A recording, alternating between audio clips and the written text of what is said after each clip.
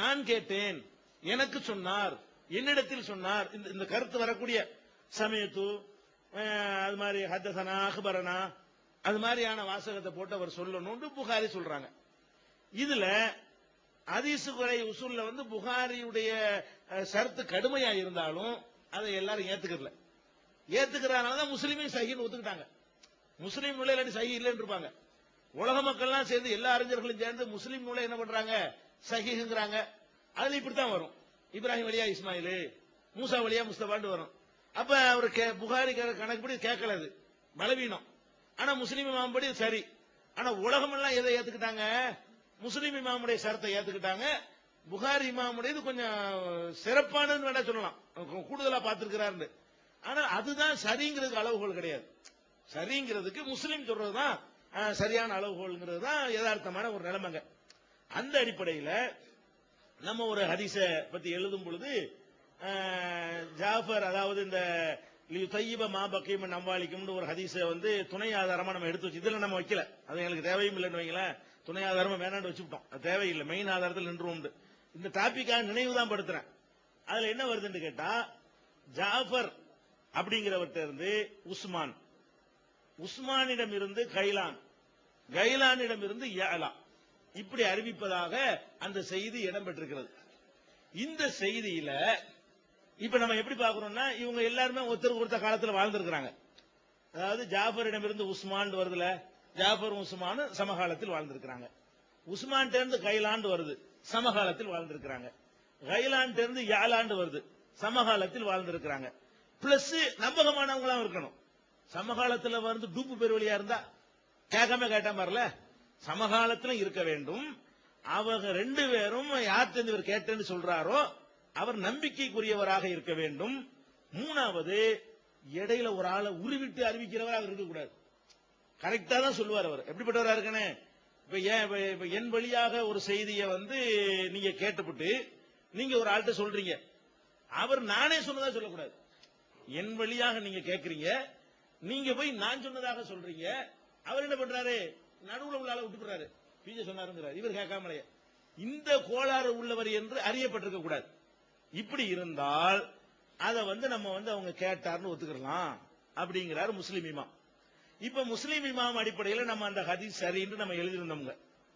அவர் அதை மறுக்கிறதுக்காக வேண்டி இந்த நிலை இதை சொல்றாரு. என்ன சொல்றாரு, சமகாலத்தில் இருந்தால் மட்டும் பத்தாது, அது சரிதான், முஸ்லீமுடைய இமாம் சொல்வதும் சரிதான் சொல்லி இருக்கிறார்கள், அதெல்லாம் குறிப்பிடுறாரு. ஆனாலும் இது எப்ப சரி தெரியுமா, நீங்க அந்த விதியை ஒழுங்கா புரிஞ்சுக்கல. இது எப்ப சரி என்று சொன்னால், வேற ஒரு அறிஞர் யாராவது அவங்க ரெண்டு பேரும் கேட்கலன்னு சொல்லாத வரைக்கும் தான். வேற ஒரு ஆள் கேட்கலன்னு சொல்லிவிட்டாரையானால் அவங்க சமகாலத்தில் வாழ்ந்தாலும் ஏத்துக்க கூடாது. சமகாலத்தில் வாழ்ந்து கேட்காம இருக்கலாம்ல. மதுரையில் உள்ள 50 பேர் நீங்க ஒருத்தர் ஒருத்தர் சந்திச்சிருப்பீங்களா? ஒரே ஊர்ல கூட வாழ்ந்திருப்பீங்க, ஒரே காலத்தில் கூட வாழ்ந்திருப்பீங்க. அவன் காஜிமரத்தில் உள்ளவனுக்கு தெற்குவாசக்காரன் தெரியாது, இருக்குமா இல்லையா? அது மாதிரி எவ்வளவோ இருக்கு. அதனால என்ன செய்யுது, கேட்கலன்னு ஒரு ஆதாரத்தோட ஒருத்தர் ப்ரூவ் பண்ணி விட்டால் ஒரு அறிஞர், அப்ப இந்த ரூல் கிடையாது அப்படின்னு சொல்லிட்டு அதை அவர் மறுக்கிறார். எப்படி மறுக்கிறாரு, பைஹகி இமாம் அவர்கள் இதே செய்தியை ரெண்டு வழியில் அறிவிக்கிறார்கள். ஒன்னு, ஜாஃபரிடமிருந்து கைலான் என்பவர் அறிவிப்பதாகவும், இன்னொன்னு ஜாஃபரிடமிருந்து உஸ்மான், உஸ்மானிடமிருந்து கைலான் அறிவிப்பதாகவும் வந்திருக்கிறது. அப்ப ஒரு இதுல ஜாஃபரும் கைலானும் வர்றாங்க அடுத்தடுத்து. ஒரு இதுல ஜாஃபர்ட்ட இருந்து உஸ்மான், உஸ்மான் இருந்து கைலான் வருது. அதுக்கு அவர் பதில் சொல்றாரு, ரெண்டு விதமா பைஹகி அறிவித்திருக்கிறார்கள். இதுல என்ன தெரிகிறது, நடுவுல ஒரு ஆள் நுழைச்சு இருக்கிறாரு உள்ள, அதை யாரும் நீக்கிவிட்டாங்க. யாரு, உஸ்மான் இருக்கிறார், அவர் பலவீனமானவர். உஸ்மான் என்பவர் பலவீனமான ஒரு ஆளு, அவரை அதை பின்னாடி உள்ளவங்க யாரும் நீக்கிவிட்டு அறிவிச்சுட்டாங்க. நடுவுல உள்ள பலவீனமான ஆளை உருவிட்டா சரியாகி போயிருமோ அப்படின்னு சொல்வதற்கு அவர் என்ன வாதம் வைக்கிறார் கேட்டா, பைஹகி இமாம் இதை அப்படி சொல்லிவிட்டார்கள் ஒரு பாயிண்ட் வைக்கிறார். இது இந்த அடிப்படையே தப்பு. அவர் அப்படியே அப்படி இல்ல, அவர் சொல்றபடிலாம் இல்ல. பைஹகி இமாம் கசர இஸ்னாதுல குறைச்சி அறிவிக்கிறாங்க. குறைச்சி அறிவிக்கிறாங்கன்னு அதுக்கு விட்டுணும்னு அர்த்தம் கிடையாது. 3 பேர் அறிவிக்கல, 2 பேரை அறிவிக்கிறாங்கன்னு அர்த்தமே தவிர நடுவுல ஒரு ஆள் விட்டு போச்சுன்னு அர்த்தம் வராது.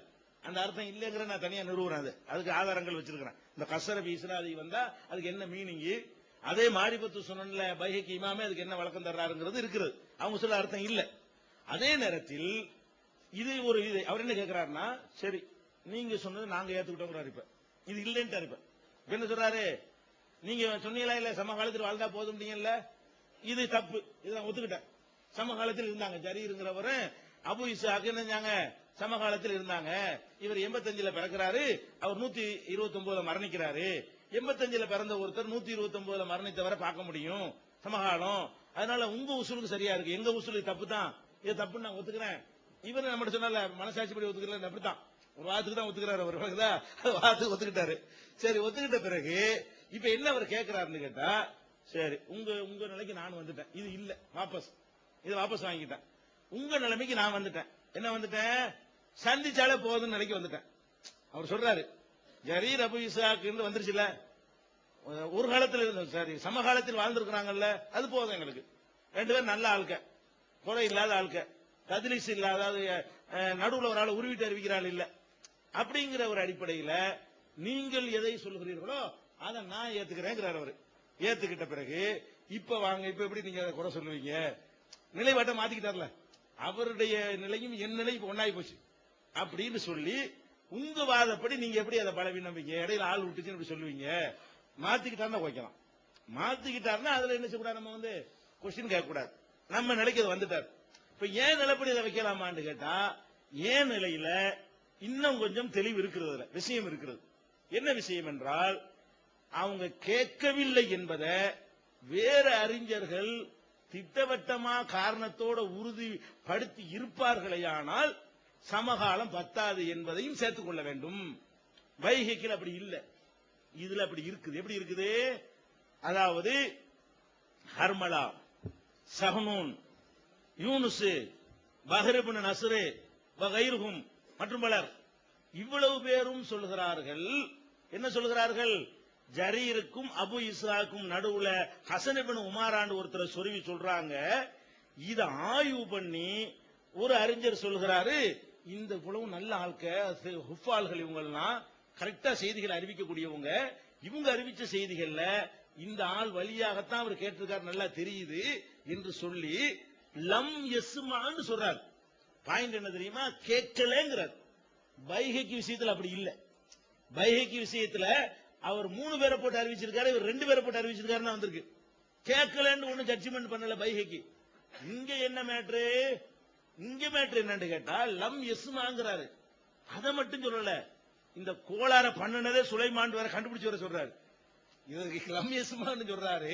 இந்த கோளார சொன்னது யாரு, அபுதாவுடைய ஷேக் இருக்கிறாரு, சுலைமான் தான் பண்ணிவிட்டாரு. ஏன் சுலைமான் சொல்றாரு, இந்த சுலைமானுடைய இடத்துல தான் யாரெல்லாம் வர்றா, சுலைமானுக்கு பதிலா ஹர்மலா அறிவிக்கிறாரு, அவர் இதுல நடுவுல ஆள் வருது. சுலைமான்ங்கிற இடத்துல பஹர் வர்றாரு, இங்க நடுவுல 2 பேருக்கு மத்தியில அபு இஸ்ஹாக்கு ஜரீருக்கு மத்தியில ஆள் வருது.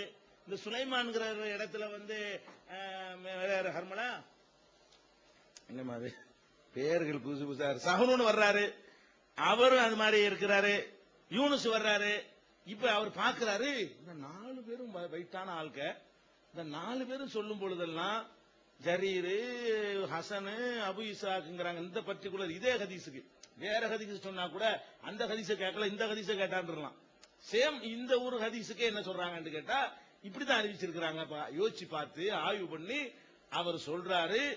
அதை இப்னு ஹஜர் அக்செப்ட் பண்றாரு, ஏத்துக்கிறார், மறுக்கல. அது இல்லத்துன் மாலூலுங்கிறாரு.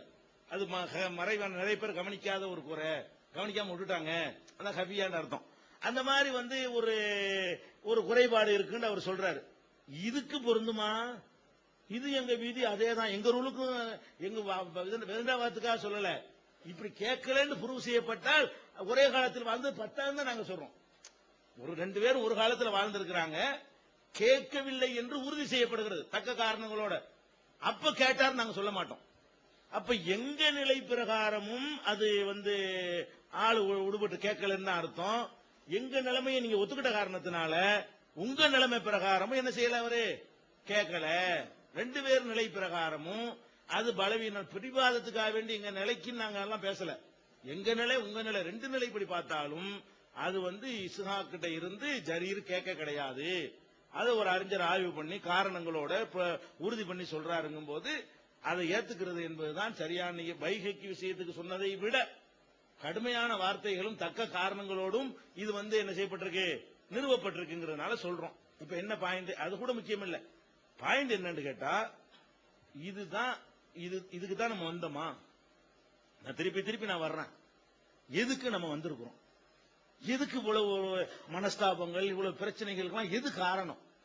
இதுதான் காரணம். அதிகப்படியான நாங்கள் எங்களுடைய 25 வருஷ பொது வாழ்க்கையில அதிகப்படியான திட்டு வாங்கின ஒரு மேட்ரு இதுதான், எல்லா தரப்புலையும் இல்லையா? அது மாதிரியான ஒரு விஷயத்தை வரும் பொழுது நாங்க அவ்வளவு பாரதூரமான பயங்கரமான ஒன்னா இருந்தா நீங்க என்ன செய்யணும்? சின்ன பாம்பா இருந்தால் பெரிய கம்பை கொண்டு அடிக்கணுமா இல்லையா? போட்டி எங்களை அடிச்சு ஒண்ணுமில்லாம ஆக்கிருக்கணுமா இல்லையா? நீங்க இருந்தா என்ன பண்ணிருக்கணும்? என்ன மேட்ரு நீங்க சொல்றீங்க? என்ன விளையாடுறீங்களா? இந்த பார் 1, இந்த 2, இந்த 3, இந்த 4 ஒண்ணு கூட வரலையேங்க. இன்னும் இவ்வளவு நேரம் ஆச்சு, முடிய போகுது. கொடுத்த பொருளுக்கு திரும்ப வருஷம் கொடுக்கணும். இதான எழுதி கொண்ட ஒப்பந்தத்தில் அப்படித்தானே போட்டிருக்கிறோம் தலைப்பு. வேற ஏதாவது தலைப்பு போட்டிருக்கோமா? ஒரே ஒரு சிங்கிள் தலைப்புங்க. 4 தலைப்பு உள்ள வரலைகள் எல்லாம் என்னென்னமோ பாயிண்ட் அடிச்சு விட்டு வாதிட்டு போறான். ஏதோ அவன் தரப்பு என்னதான் சொல்லிட்டு போறானா இல்லையா? அது சரியோ தவறோ, அவன் பாட்டுக்கு 10, 20 சொல்லிவிட்டு அவன் பாட்டுக்கு அடிச்சுட்டு போறான். எவ்வளவு 4 தலைப்பு 5 தலைப்பு?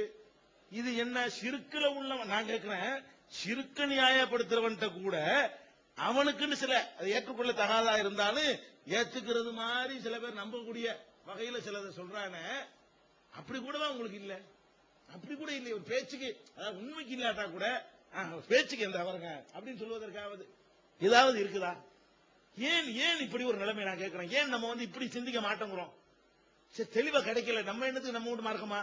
கிடைச்சே சொல்லிட்டு போகணும். இருக்கிற கையில மடியில போட்டு சொல்றது நம்ம வேலை, இருக்கிறத எடுத்து சொல்லிட்டு போறது வேலையா? நம்மளா கையில மடியில உண்டாக்கி சொல்றது நம்ம வேலையா? உண்டாக்குறதுக்கா நம்ம வந்திருக்கிறோம். இதை விளங்கி கொண்டோமையானால் பிரச்சனையே தீர்ந்துருச்சு, ஒண்ணுமே கிடையாது. அதனால இந்த ஹதீஸ் வந்து அவர் சொன்னபடி நான் அந்த மௌக்கு விஷயத்துல இதுக்கு தான் சொன்னேன், பேச்சுக்கு தான் சொன்னேன். ஆசிமுல் லவராவது பண்ணி சொல்லல, அது உண்மையை தான் நானே சொன்ன விஷயம் தான். அது காரணத்தையும் சொன்னேன். இந்த கிரவுண்ட்ல தான் அவர் குறை சொல்லப்பட்டிருக்கிறாரு அப்படின்னு காரணத்தையும் நான் விலைக்கு தான் சொன்னேன். ஒரு பேச்சுக்கு அப்படி வச்சு கொண்டீர்களே, ஆனால் அதனால எங்களுக்கு ஒன்றும் பாதிப்பு இல்லை. இதுக்காக வேண்டி நாங்க அதை பதில் சொல்லாம இருக்கணுங்கிற அளவுக்கு உள்ள ஒரு மேட்ரு இல்லைங்கிறது தான் நான் அதை சொன்னேன்.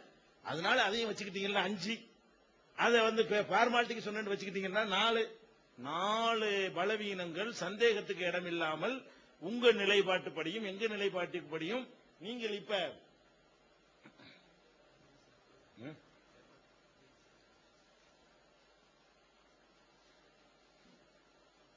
அதாவது சில பேர் தத்லீஸ் பண்ணதான் சொல்றாங்க. அது அடுத்து வச்சுக்கிறோம். அது இன்னொரு அடிஷனலா கூட வச்சுக்கலாம். அது 6வது குறையா கூட நிக்கும்ல, அது வச்சுக்கிறோம். இப்ப இந்த நிமிஷம் வரைக்கும் என்ன இருக்கு? 5 குறைகள் இருக்கிறது. அதை ஒண்ணு வந்து ஃபார்மாலிட்டிக்கு சொன்னது என்று வைத்துக் கொண்டீர்களே, ஆனால் 4 குறை இருக்கு. நான் கேட்கிறேன், இதை வச்சுதான் இந்த சட்டத்தை நிறுவ போறீங்களா? இப்படிதான் இந்த மார்க்கம் பலவீனமா இருக்குதா? எந்த ஒரு மசாயில்லாத இப்படி ஒரு புழு பலவீனங்களை கொண்டு யாராவது நிறுவி இருக்கிறாங்களா? ஒரு பரேலவிகளாச்சும் இவ்வளவு ஒண்ணும் இல்லாத அடுக்கடுக்காக வீக்கானத்துக்கு போட்டு ஏதாவது செஞ்சிருக்கிறானா? ஒரு மதகுபவாதியாவது இப்படி ஒண்ணுக்கும் இல்லாம இப்படி ஒண்ணு கொண்டாந்து இதான் உள்ளதுல சரியானது சொல்லி, உள்ளதுல சரியானது இப்படி இருந்தா ஃபர்ஸ்ட் வைக்கிறது இப்படி இருந்தா மத்த எப்படி இருக்கும்? நான் கேட்கிறேன் என்ன தெரியுமா, முதல்ல எதை வைப்பாங்க எப்போதுமே? எது வலுவா இருக்குதோ, எதை வச்சவன அப்படியே டவுன் ஆகும் அதுதானே யாருமே எடுத்து வைப்பாங்க. முதல்ல தேர்வு செஞ்சு அப்படி வைக்கக்கூடியதுலயே இப்படி இருந்தால் நமக்கு தெளிவா தெரியுது இதுக்கு எந்த சான்றும் கிடையாது. அதாவது கொடுத்த பொருளுக்கு கொடுக்க சொல்லி அல்லாஹ்வோ ரசூலோ சொல்லவே கிடையாது, அடிச்சு சொல்லுவோம். அதுல எந்த ஒரு மாற்றமும் கிடையாது. அதை எடுத்து நிரூபிக்காத வரைக்கும் நாங்க சொன்னது நிரூபணமாகி விட்டது. இது துணையாக அந்த ஒப்பந்தத்திற்காக வேண்டி 10 மணி வரைக்கும் என்ன செய்ய வேண்டியிருக்கு, போக வேண்டியிருக்குதான் எல்லாரும் வழங்கி உட்கார்ந்துட்டு இருக்காங்க. எனக்கு அப்படித்தான் நினைக்கிறேன், எல்லாரும் அப்படித்தான் வழங்குறதாக. சரியா? அதனால நீங்க வந்து அத வாதங்களை வைங்க, காரணங்களை சொல்லுங்க, நிரூபிங்க. நீங்க சொன்ன சரியா இருந்தா நம்ம ஏத்துக்கிட்டு அழகா என்ன செய்வோம், வருஷம் நம்மளும் கொடுப்போம், வாங்குவோம். அவ்வளவுதான். பிஸ்மில்லாஹிர் ரஹ்மானிர் ரஹீம். அன்புக்குரிய சகோதரர்களே, நேரம் மிக நெருங்கிக் கொண்டிருக்கிறது. இன்னும் எவ்வளவு நேரம் இருக்குது? எவ்வளவு நேரம் இருக்கு? 10 மணிக்கு 50 நிமிஷம். இன்னும் 50 நிமிடங்கள் தான் எஞ்சியிருக்கின்றன. இந்த நிமிடத்தில் இதில் பதில் சொல்வதற்கு நாம முனைகிறேன். இருந்தாலும் சுருக்கமா சொல்றேன். நீ இதையே இன்னும் நீட்டிக்கொண்டு சொன்னால் நீட்டிக்கொண்டே போகலாம். ஏன்னா நீட்டிக்கொண்டே போகலாம். பதில் என்று நாம இதுக்கு தெளிவான எல்லாரும் எடுத்திருக்கக்கூடிய முடிவை தான் நம்ம சொல்றோம். இப்பொழுது என்ன சொன்னார்கள் அப்படின்னு கேட்டா, ஜரீரிடமிருந்து அபூ இஸ்ஹாக் என்பவரிடமிருந்து ஜரீர் கேட்கவில்லை என்று யார் சொல்லியிருக்கிறார்? இப்னுல் மவாக்கி என்பவர் சொல்லியிருக்கிறார். அதற்கு அவர்கள் கேட்கவில்லை என்பதற்கு எடுத்து வைக்கக்கூடிய ஆதாரம் என்ன அப்படின்னு கேட்டா, அதாவது இவர் அதாவது இந்த செய்தி வேறு வழியாக ஹசன் இப்னு உமாரா என்பவர் இடம்பெற்று புகுத்தப்பட்டிருக்கிறார். அந்த வார்த்தையை சொன்னாங்க, சொருகப்பட்டிருக்கிறார். அந்த சொருகப்பட்ட அந்த ரூட்டில் ஹசன் இப்னு உமாரா என்பவர் இடம்பெற்ற காரணத்தினால மற்றவர்களுடைய அறிவிப்புல யாரு ஜரீர் அல்லாத மற்றவர்கள் அறிவிக்கின்றார்களே அந்த ரூட்ல ஹர்மலா போன்றிருப்பவர்களுடைய அறிவிப்புல யாரு இல்ல, இந்த இது இல்லாத காரணத்தினால அவர்கள் அறிவிக்கக்கூடிய அறிவிப்பு சரிதான் அப்படின்னு சொல்றாங்க. இந்த செய்தியை ஆதாரமாக கொண்டு, இந்த பலவீனமான ஹதீஸை ஆதாரமாக கொண்டுதான் ஹசன் இப்னு உமாரா இடம்பெற்றிருப்பதனால ஜரீர் என்பவர் ஹசன் இப்னு உமாராட்ட தான் கேட்டாரே தவிர யார் இடத்துல கேட்கல, அபூ இஸ்ஹாக் என்பவருடன் கேட்கவில்லை என்ற முடிவை சொல்கிறார்கள். அன்புக்குரியவர்களே, இந்த பலவீனமான ஒரு ஹதீஸில் ஹசன் இப்னு உமாரா இடம்பெற்றிருக்கின்ற காரணத்தினால இவர் மூலமா இதை வைத்துத்தான் கேட்கவில்லை என்று முடிவுக்கு வருகிறார்கள். இதை வைத்துத்தான் கேட்கவில்லை என்று முடிவுக்கு வர்றதாக இருந்தா அவர் முதல்லிசு என்று சொல்லியிருக்க வேண்டும். முதல்லிசு என்று ஒருவர் சொன்னதாக சொல்கிறார்கள். யார் சொன்னா என்பதை சொன்னா நாம அதை பற்றி என்ன செய்வோம், இன்ஷா அல்லாஹ் சொல்லுவோம். முதல்லிஸ் அதாவது தனக்கு அறிவிப்பவரை விட்டு விட்டு அறிவிக்கும் பழக்கம் உள்ளவர் தான் ஜரீர் என்று எடுத்து கொடுத்திருக்கின்றார்கள். அது யார் சொன்னது என்பதை தெளிவுபடுத்தணும் சொன்னா அதை பற்றி நம்ம என்ன செய்ய சொல்லுவோம். நேரம் நெருங்கி கொண்டிருப்பதனால ஏன்னா இந்த வாதத்தையே நாம தொடர்ந்து கொண்டிருப்போமையானால் மீண்டும் இந்த அறிவிப்பாளர் தொடரு யாருக்கும் புரியாம இருக்கின்ற காரணத்தினால அடுத்து நாம மேற்றுக்கு வர்றோம். பதில் இல்ல அப்படிங்கறதுனால மேற்றுக்கு வரல, பதில் இதான். அதாவது என்ன, பலவீனமான அறிவிப்பில் ஹசன் இப்னு உமாரா என்பவர் வந்திருப்பதனால இந்த அறிவிப்பை வைத்து எதை முடிவு செய்யக்கூடாது, ஆதாரபூர்வமான அறிவிப்பையும் முடிவு செய்துவிடக் கூடாது. ஜரீர் இப்னு ஹாசிம் என்பவர் என அபூ இஸ்ஹாக் என்பவரிடத்துல கேட்டிருக்கிறார் என்ற செய்தி நம்பகமானதுதான். இந்த செய்தியை நாம் மட்டும் என்ன செய்யல, சொல்லவில்லை. யாரும் சொல்றா, இப்னு ஹஜர் அவர்களும் மௌகூப் என்று சொல்றாங்கல்ல, மௌகூப் என்று சொல்லக்கூடியவர்களும் அதைத்தான் சொல்றாங்க. இது அலி அவர்கள் மூலமாக அறிவிக்கக்கூடிய இந்த செய்தி மௌகூப் என்று சொல்கிறார்கள். அதையும் அந்த சொல்ல அதுக்கு முன்னால இவர்கள் குர்ஆனையும் ஹதீஸையும் உள்ளதை உள்ளபடியே பின்பற்றக்கூடியவர்களில் முன்னோடிகளாக திகழக்கூடியவர்கள் லாஹிரியா பிரிவினர் என்று சொல்லியிருக்கிறார்கள். அந்த லாஹிரியா பிரிவினுடைய மிக முக்கியமான ஒரு அறிஞர் இப்னு ஹஸ்ம் என்பவர். இந்த இப்னு ஹஸ்ம் அவர் இந்த ஹதீஸை பற்றி நாம் இப்பொழுது எதுவெல்லாம் சர்ச்சை செய்து கொண்டிருந்தோமா அதை பற்றியெல்லாம் அங்கே குறிப்பிடுகிறார். அதாவது இந்த ஜரீருக்கு ஏற்பட்ட கோளாறு என்பதையெல்லாம் அங்க தெளிவாக குறிப்பிட்டு விட்டு இறுதியாக இந்த ஹதீஸினுடைய நிலையை பற்றி அவர் சொல்கிறார். நாம இதுவரைக்கும் சகோதரர் பி ஜெயினலாபிதீன் அவர்கள் எந்த முடிவில் இருந்து கொண்டிருந்தார்களோ இந்த முடிவில் தான் யார் இருந்திருக்கிறார், இப்னு ஹஸ்ம் என்பவரும் இருந்திருக்கிறார்கள். அந்த இப்னு ஹஸ்ம் அவர்கள் தங்களது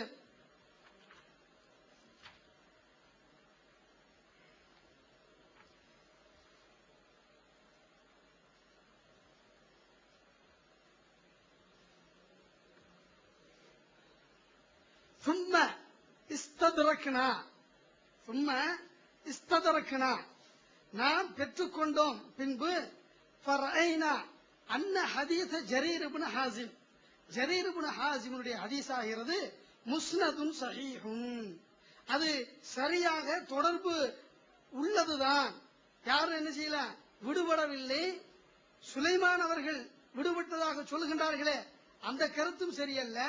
முஸ்னதுன் ஸஹீஹுன் லா யஜூஸு ஹிலாஃபுஹு, இந்த செய்தி இருக்கிறதே இந்த செய்தியை இதற்கு மாற்றம் செய்வது முடியாது என்று சொல்லிவிட்டு அடுத்து சொல்கிறார் بأن الاعتلال فيه بأن عاصم بن ضمرة أو أبا إسحاق أو جريرا இவர்களில் خلت إسناد الحارث بإرسال عاصم ஆசிமுடைய இந்த அதாவது அலி அவர்கள் அறிவித்ததாக வந்திருக்கக்கூடிய அந்த செய்தியோட ஒன்றோடு கலந்து விட்டதாக சொல்கின்றார்களே, இப்படியெல்லாம் கலந்ததாக வைத்துக் கொண்டாலும் அதனால நமக்கு எந்த இடையூறும் அல்ல. இப்படி கலந்ததாக கருதுவது அல்லது லா யஜூசு, இத அனுமதிக்க முடியாத ஒரு கற்பனை என்று என்ன செய்கிறார் சொல்கிறார். இப்ப ஹாரிஸ் வந்திருக்கிறார் என்ன, அதை பற்றி நாம கவலைப்பட வேண்டியதில்லை. வேறு சிலருக்கெல்லாம் சொல்றாங்களே, ஹர்மலா என்பவர்கள் மற்றவர்கள் எல்லாம் அலி அறிவித்ததாக சொல்கின்றார்களே, அந்த செய்தியும் நாம பொருட்படுத்த வேண்டிய அவசியம் இல்ல. ஜரீர் என்பவர் என்ன ஜரீரும் சிக்கத்தும், ஜரீர் நம்பகமானவராக இருக்கிறார். நம்பகமானவராக இருக்கின்ற காரணத்தினால அவர் எதை சரியாக சொல்லி இருக்கின்றாரோ அது லாசிமூன், அதை எடுத்துக் கொள்வது கட்டாயமாகும் என்ற செய்தியை செய்யறாங்க சொல்றாங்க. இப்ப இந்த ஹதீஸை இப்னு ஹஸ்ம் அவர்கள் விளக்குகின்ற பொழுது என்ன செய்யறாங்க, இது ஆதாரபூர்வமான ஹதீஸ் தான், ஸல்லல்லாஹு அலைஹி வஸல்லம் அவர்கள் சொன்னார்கள் என்றுதான் நம்ப வேண்டும். ஜரீர் ஒரு நம்பகமானவர், இவர்கள் கூறுவது போன்று விட்டு விட்டு அறிவிக்கக்கூடிய பழக்கமுள்ள அல்லவர் அல்ல என்ற செய்தி என்ன செய்யறாங்க சொல்றாங்க. ஒரு வாதத்திற்காக மௌகூஃப் என்பதை சரி என்று ஒத்துக்கொண்டார். மௌகூஃப் என்பதை சரி என்று ஒத்துக்கொண்டார். சரி என்று ஒத்துக்கொண்டதற்கு பிறகு மௌகூஃப் தான் சரி என்று வாதத்துக்கு ஒத்துக்கிறோம். அப்படி ஒத்துக்கொண்டதற்கு பிறகு நாம் ஒரு செய்தி இங்க சொல்கிறோம். ஏன்னா அதாவது ஒரு செய்திய ஒட்டுமொத்த சமுதாயமும் செய்து வந்தால் அதை நாம என்ன செய்யணும், மாற்று கருத்து இல்லாம செய்து வந்தா அதை நாம் ஒப்புக்கொள்ள வேண்டும் என்ற கருத்தை இவர்கள் திருமறையின் தோற்றுவாய் என்ற நூலிலே குறிப்பிட்டிருக்கிறார்கள். திருமறையின் தோற்றுவாய் என்கிற நூலை என்ன சொல்லி இருக்கிறாங்க அப்படின்னா, அல் ஃபாத்திஹா அத்தியாயம் குர்ஆனின் முதல் அத்தியாயம் என்று நான் நம்புகிறோம். எவ்வாறு நம்புகிறோம் என்றால், ஒட்டுமொத்த சமுதாயமும் ஒருவர் கூட மாற்று கருத்து கொள்ளாமல் இது குர்ஆனின் முதல் அத்தியாயம் என்று முடிவு செய்து அடுத்த தலைமுறைக்கு அறிமுகப்படுத்துகின்றனர். இதனாலதான் இந்த வலிமையான சான்றின் மூலம் மட்டுமே இதை பற்றி முடிவு எடுக்க வேண்டும் என்று ஒரு செய்தியை சொல்றாங்க. இந்த செய்தி என்ன சொல்றாங்க அப்படின்னா, அல் ஃபாத்திஹா அத்தியாயம் முதல் அத்தியாயம் என்பது என்று அல்லாஹ்வும் சொல்லவில்லை, அல்லாஹ்வுடைய தூதரும் சொல்லவில்லை. எப்படி நாம முதல் அத்தியாயம் என்று முடிவு செய்கிறோம் என்று சொன்னால், ஒட்டுமொத்த சமுதாயம் யாரு, சஹாபாக்கள், அவர்களுக்கு பின்னால் உள்ளவர்கள் என்று இந்த பட்டியல் எடுத்துக்கொண்டோம் சொன்னா எல்லோரும் என்ன செய்யறாங்க, இந்த கருத்தை பிறருக்கு சொல்லி இது குர்ஆனுடைய முதல் அத்தியாயம் என்றுதான் அவர்கள் புரிய வைத்திருக்கின்றார்கள். இந்த அடிப்படையில் நாம முதல் அத்தியாயம் என்று விளங்கிக் கொள்ள வேண்டும் என்று என்ன செய்யறாங்க, இந்த வாதத்தை எடுத்து வைக்கிறார்கள். இந்த வாதத்தின்படி நாம அடுத்து சொல்கிறோம், அதாவது கொடுத்த பொருளுக்கு மீண்டும் மீண்டும் கொடுக்க வேண்டும் என்பதும், அதாவது வருட வருடம் கொடுக்க வேண்டும் என்பதும் இந்த செய்தியை குர்ஆன் இவர்களுடைய வாதத்தின்படி குர்ஆனிலும் இல்லை என்று வைத்துக் கொள்வோம், ஹதீஸிலும் இல்லை என்று வைத்துக் கொள்வோம். அப்படி வைத்துக் கொண்டால் கூட என்ன, ஒட்டுமொத்த சமுதாயமும் இந்த கருத்தை தான் கொண்டிருக்கிறார்கள். என்ன கருத்தை, திரும்ப திரும்ப கொடுக்க வேண்டும், கொடுத்த பொருளுக்கு மீண்டும் கொடுக்க வேண்டும், வருட வருடம் கொடுக்க வேண்டும் என்ற கருத்தை தான் சொல்லி இருக்கிறார்கள். இதற்கு மாற்றமாக யாரும் கருத்து சொல்லவில்லை. இப்ப நம்ம இந்த சொல்லக்கூடிய இதைத்தான் என்ன செய்யறாங்க அப்படின்னா, யாரு, இப்னு ஹஸ்ம் அவர்கள், இவர்கள் குர்ஆனை உள்ளதை உள்ளபடி பின்பற்றுவார்கள் என்று சொல்கின்றார்களே, அவர்களும் கூட இந்த செய்தியை சொல்கிறார்கள். என்ன சொல்கிறார்கள் அப்படின்னா, நபிகள் நாயகம் ஸல்லல்லாஹு அலைஹி வஸல்லம் அவர்கள் வருடா வருடம் அதாவது ஆள் அனுப்பி வைத்திருக்கிறார்கள். இது ஆள் அனுப்பி வைக்கின்ற பொழுது கடந்த வருடத்தில எடுத்து ஜக்காத் எடுத்த பொருளுக்கு மீண்டும் ஜக்காத் எடுக்க கூடாது என்று சொல்லி அனுப்பவில்லை. பொதுவாக அனுப்பி வைத்த காரணத்தினால, அதாவது முன்னால் எடுத்த பொருளுக்கும் சரி எடுக்காத பொருளுக்கும் சரி அந்த பொருளுக்கு என்ன செய்யணும், ஜக்காத் எடுக்க வேண்டும் என்று என்ன செய்திருக்கிறாங்க இப்னு ஹஸ்ம் அவர்கள். அதாவது குர்ஆனையும் நபிமொழியையும் உள்ளதை உள்ளபடியே பின்பற்றக்கூடியவர்கள் என்று சொல்லப்பட்ட இப்னு ஹஸ்ம் அவர்களும் இந்த செய்தியை என்ன செய்யறாங்க சொல்றாங்க. அடுத்து இப்னு ஹஜர் அவர்களை பற்றி சொல்லுகின்ற பொழுது, இப்னு ஹஜர் அவர்கள் அதாவது மௌகூப் என்று சொல்லி இருக்கிறார்கள். அந்த இப்னு ஹஜர் அவர்கள் மௌகூப் என்று மட்டும் என்ன செய்யல சொல்லவில்லை, இன்னொரு செய்தியும் சேர்த்து சொல்றாங்க. என்ன சொல்றாங்க அப்படின்னா, இந்த மௌகூப்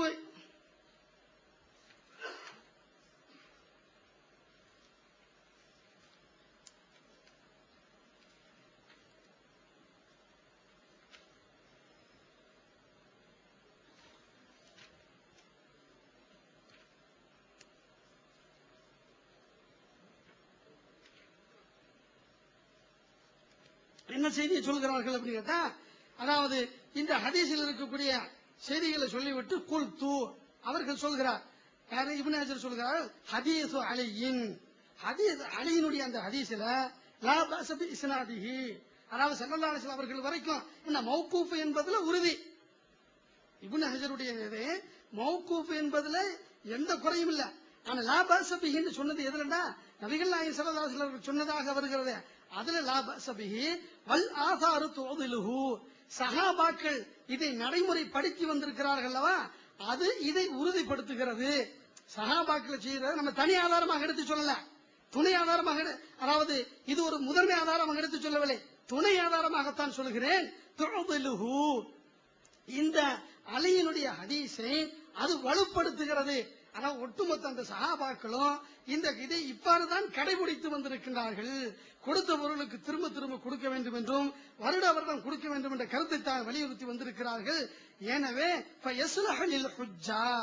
என்ன இது ஆதாரமாக ஏற்கப்படுவது தகுந்தது என்று சொல்லிவிட்டு இந்த செய்தியை முடிக்கின்றார்கள். அல்லாஹு அலம், அல்லாஹ் இதை விட நன்கு அறிந்திருக்கிற இந்த செய்தியை சொல்கிறார்கள். அடுத்து அதாவது இன்னும் சில அறிஞர்கள் குறிப்பிடுகின்ற பொழுது ஹதீஸ் கலையிலே ஈடுபாடு உள்ளவர்கள் இந்த ஹதீஸை ஆதாரபூர்வமானது என்பதுதான் முடிவுக்கு வர வேண்டும் என்று என்ன செய்யறாங்க சொல்றாங்க. யூசுப் கருதாவி என்று பேர சொன்னா ஒத்துக்கிற மாட்டாங்க.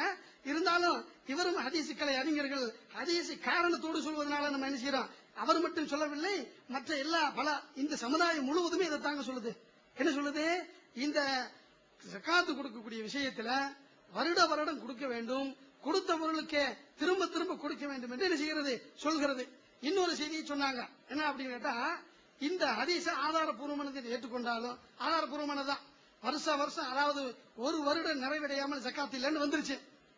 ஆனா இதிலிருந்து கொடுத்த பொருளுக்கு மீண்டும் கொடுக்க வேண்டுமா, அந்த கருத்து இதுல இருக்கிறதா அப்படின்னு கேட்டா, அந்த கருத்து இதுல இருக்கு, தெளிவாக இருக்கிறது.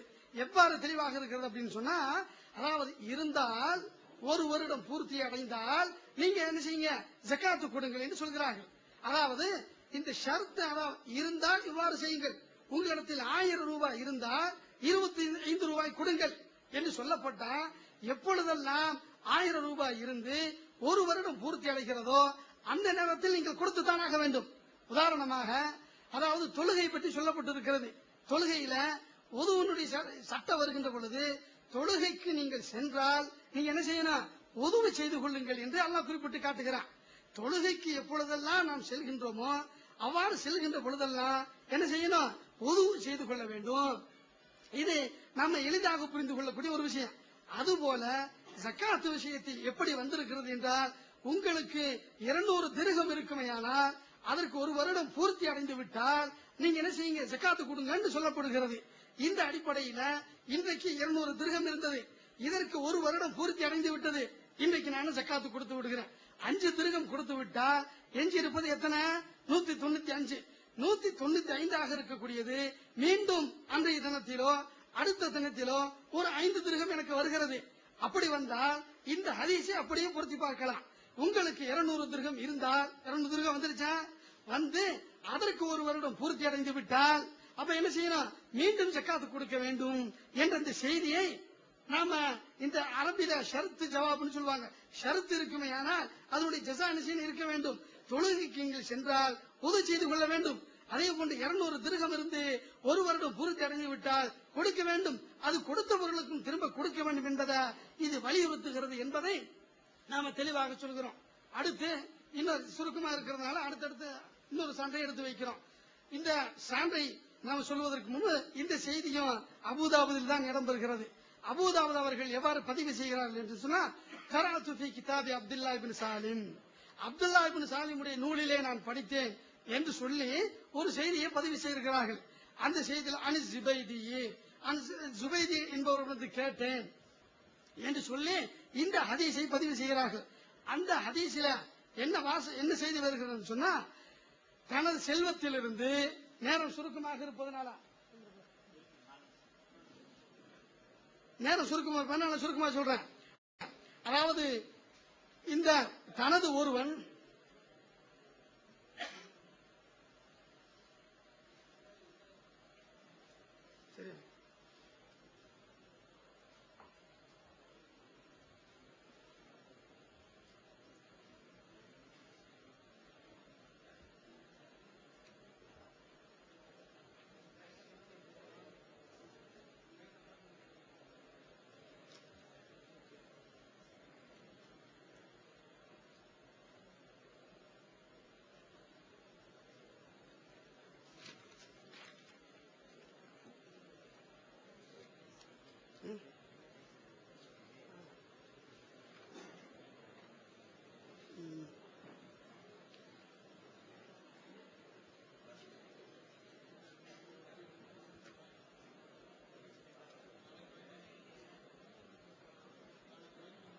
சரியா?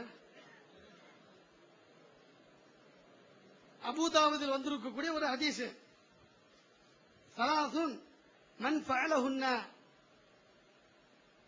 3 செயலை செய்யக்கூடியவர்கள் தஅமல் ஈமானி, ஈமானுடைய சுவையை அவர் சுவைத்துக் கொண்டார் என்று சொல்லிவிட்டு என்ன சொல்றாங்க அப்படின்னா, வஅதா ஸகாத்த மாலிஹி, தனது செல்வத்தை தையிபத்தன் பிஹா நஃப்ஸுஹு, அவனுடைய உளம் விரும்பி கொடுக்க வேண்டும் என்று சொல்லிட்டு அதுல சொல்றாங்க குல்லு ஆமீன். ஹதீஸ்ல என்ன வந்திருக்குது அப்படின்னா, ஒவ்வொரு வருடமும் கொடுப்பார்கள். ஒவ்வொரு வாரம் யாரு கொடுத்து வருகின்றார்களோ அவர்கள் தனது ஈமானின் சுவையை அறிந்து விட்டதாக செய்றாங்க. அந்த நபிகள் நாயகம் ஸல்லல்லாஹு அலைஹி வஸல்லம் அவர்கள் சொன்னதாக இந்த செய்தியில் பதிவு செய்யப்பட்டிருக்கிறது. இதுல நம்ம ஏற்கனவே எடுத்து வச்ச அந்த ஹதீஸும் இருக்கிறது. அதோடு இந்த ஹதீஸும் சேர்கின்ற பொழுது வருட வருடம் கொடுக்க வேண்டும் என்ற கருத்து, மீண்டும் மீண்டும் கொடுக்க வேண்டும் என்ற கருத்து, இந்த 2 நபிகளின் அடிப்படையில நம்ம உறுதி செய்யப்படுகிறது. இன்னும் சான்றுகள் இருக்கிறது. இன்ஷா அல்லாஹ் நம்ம அடுத்து வைப்போம்.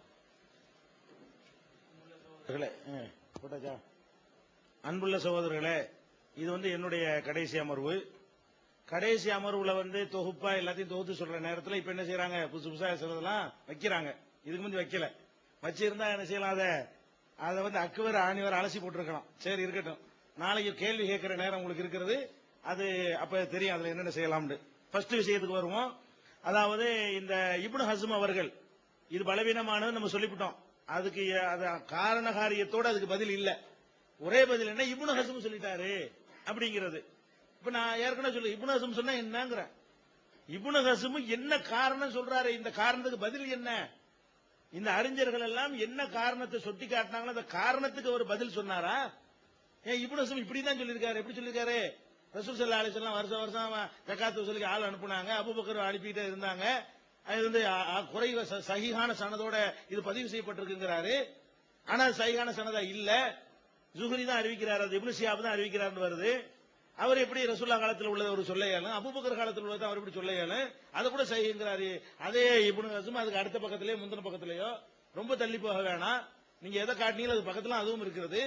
அது இப்னு ஹஸ்ம் சொல்லிட்டாருங்கிறது ஒரு பாயிண்டா? நான் இவ்வளவு காரணத்தை சொல்லி இவ்வளவு ஓட்ட இருக்குது, இவ்வளவு சரியில்லைன்னு நான் சொல்லிட்டு இருக்கிறேன். இப்னு ஹஸ்ம் சொல்லிட்டாருன்னா இது என்ன, இது என்ன பதில்? இது இப்னு ஹஸ்ம் இந்த 4 காரணத்துக்கு அவர் சொன்ன பதிலே நான் சேர்த்து சொல்லுங்க. அதனால சந்தேகத்துக்கு இடம் இல்லாம அது பலவீனம் என்பது 100% நிரூபணம் ஆகிவிட்டது. அவங்களுக்கு இருக்கிற ஒரே ஆதாரம் என்ன தெரியுமா, திருமறையின் தோற்றுவாய் தான் இப்ப இருக்கிற ஆதாரம்.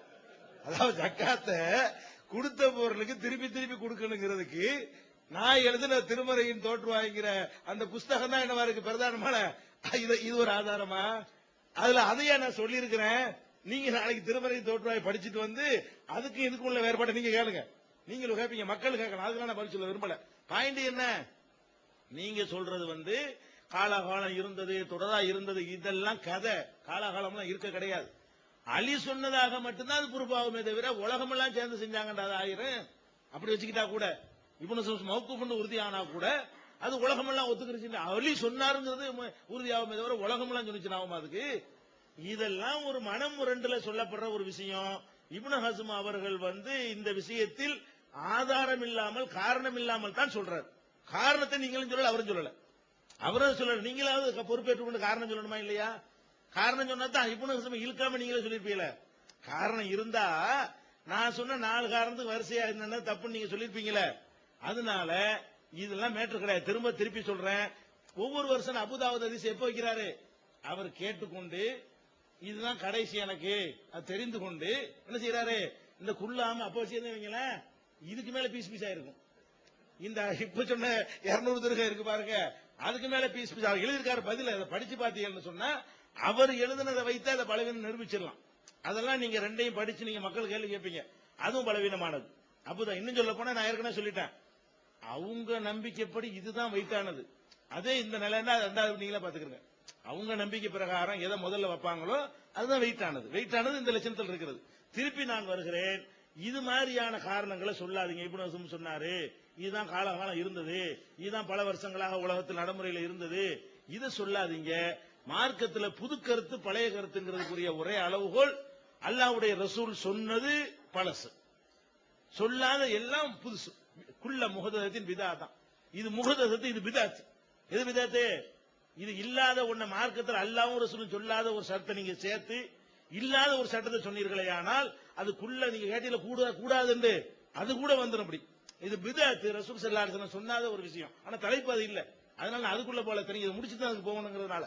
அதனால தெளிவாக நாங்கள் சொல்கிறோம், கொடுத்த பொருளுக்கு திரும்ப கொடுக்க வேண்டும் என்ற ஒரு விஷயத்தை எந்த விதமான ஆதாரபூர்வமான ஹதீஸை கொண்டும் உங்களால் நிறுவ முடியவில்லை. அது பலவீனம் என்பதற்கு நாங்கள் எடுத்து வைத்த காரணங்கள்ல ஒன்றை கூட தகுந்த ஆதாரங்களோடு தகுந்த சான்றுகளோட உங்களால் மறுக்கவே முடியவில்லை. நீங்க எடுத்து காட்டுறது குறைஞ்சபட்சம் அது மௌகூஃப்னு வச்சுக்கிறோமே அப்படிங்கிற அளவுக்கு தான் உங்களால் வர முடிகிறது. மௌகூஃப்னு வச்சாலும் அந்த உலகமெல்லாம் சேர்ந்து ஒத்துக்கிட்டாங்க என்று அது வராது. இரண்டாவது, ஒவ்வொரு வருஷமும் அபுதாபுல வரக்கூடிய ஹதீஸ் இதுக்கு மேல பலவீனமானதாக இருக்கிறது. அப்ப எல்லா வகையிலையும் பலவீனமான ஒரு ஹதீஸை கொண்டாந்து வைத்துக் கொண்டு நீங்கள் உங்கள் வாதத்தை நிறுவுகிறீர்கள். முதல்ல ஹதீஸ் சரியானது என்பதை நீங்கள் என்ன செய்யணும், நிறுவ கடமைப்பட்டிருக்கிறீர்கள். இப்ப அடிப்படையான விஷயத்தை தொகுப்புரையா இருக்கிற காரணத்தினால் நான் திரும்ப ஆரம்பத்திலிருந்து இதுவரை உள்ளதை தொகுத்து சொல்வதற்கு தான் நான் இதை பயன்படுத்த வேண்டும், இல்லாட்டி வேஸ்டா போய்விடும். என்ன பிரச்சனை? ஜகாத் விஷயமாக நாங்களும் இந்த கருத்தில் தான் இருந்தோம் ஒரு காலத்தில்.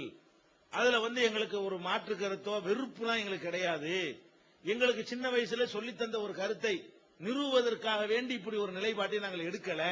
இன்னும் சொல்ல போனால் எதை சொல்வதில் மக்கள்கிட்ட கடுமையான எதிர்ப்பு வருமோ அது மாதிரியான ஒரு விஷயத்தை ஒருத்தன் எடுத்துக்கொண்டு அதுல போய் விசைப்பரிச்சை எல்லாம் பண்ண மாட்டான், வேற உள்நோக்கம் இருந்தா கூட.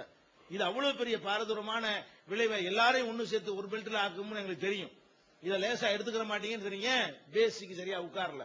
குர்ஆன் சுன்னான்னு சொன்னவங்களுடைய பேசிக்கே மாறி போன நிலையில மற்றவர்கள் என்னவாவாங்க அதெல்லாம் எங்களுக்கு தெரியும். தெரிஞ்சும் நாங்க என்ன பண்றோம், என்ன வேண்டாலும் நினைச்சிட்டு போங்க, உலகமே சேர்ந்துக்கிட்டு வேண்டாலும் வாங்க.